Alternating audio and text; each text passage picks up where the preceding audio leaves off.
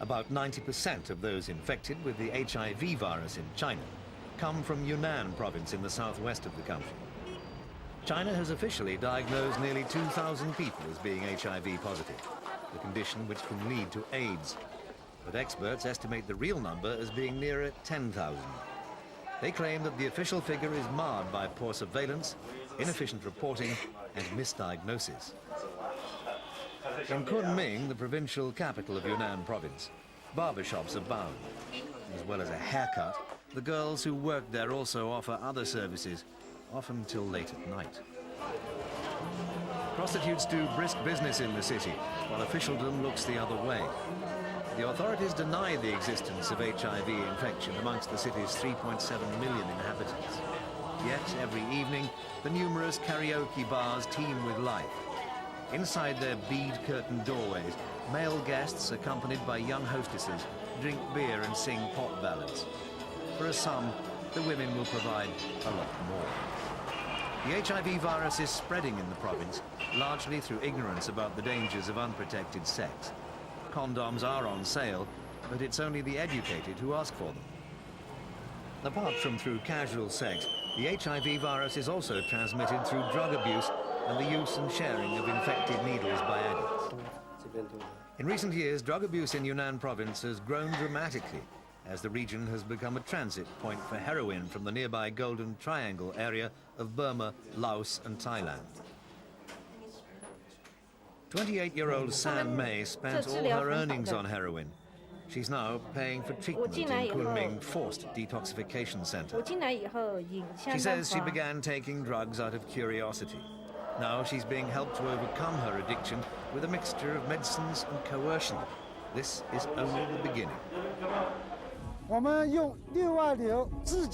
the first stage, we use a kind of capsule we produce ourselves to help them get rid of the addiction. The second stage, we have health and cultural and sports activities, like chess games, disco dancing, planting crops and fishing. This is the rehabilitation stage.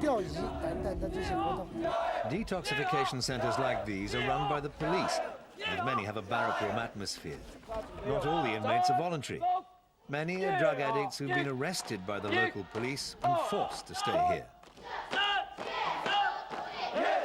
Discipline is strictly enforced, and the inmates are drilled along military lines. But although officials claim some degree of success, privately they admit that 80 to 85% of the addicts will become addicted again. The remote mountainous province of Yunnan is the trailhead for Burmese heroin's journey to the west. The rigid Maoism that 4 decades ago virtually wiped out China's historic curse of opium addiction is crumbling.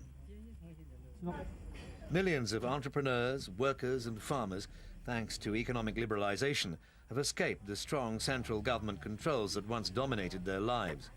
Surveillance and interception of narcotics has been intensified along Yunnan's borders. Recently, 283 pounds of high-grade heroin was seized by Chinese narcotics agents in Kunming. On average, 4 tons of narcotics are seized annually. Many of those caught are just small-time smugglers.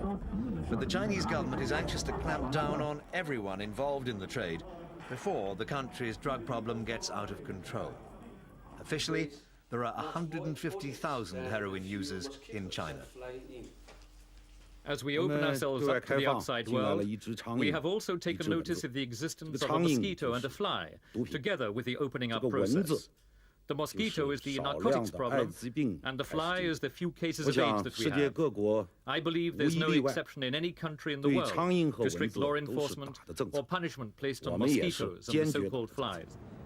Those caught smuggling or dealing in drugs face severe penalties, including execution, to deter others from following in their footsteps.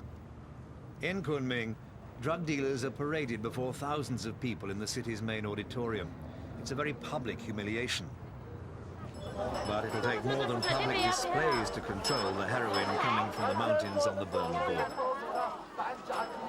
As bundles of drugs traverse China on the way to the United States and Europe, more and more is spilling out and contaminating ordinary Chinese society with addiction and disease. China's modernization, a mixture of progressive economics and often repressive politics, has left this vast country ill-equipped to cope with such a complex social problem.